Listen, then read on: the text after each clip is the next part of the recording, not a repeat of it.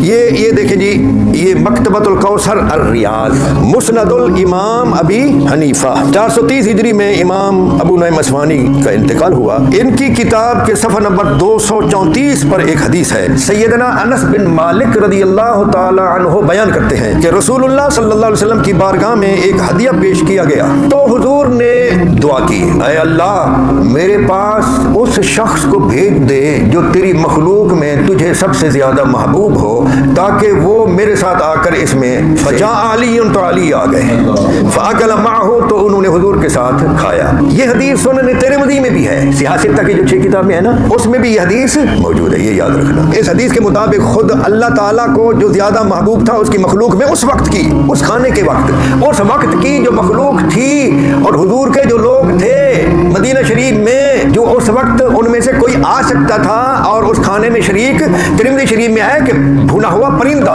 جو تجھے تیری مخلوق میں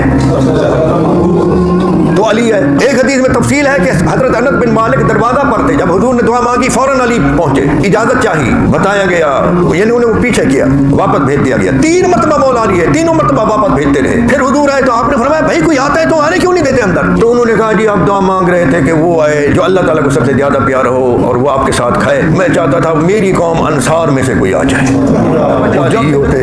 تو حضور نے فرمایا یار کسی شخص کو اس کی قوم سے محبت کرنے کی بنا پر ملامت نہیں کی جا سکتی، لیکن یہ حصہ علی کا ہے۔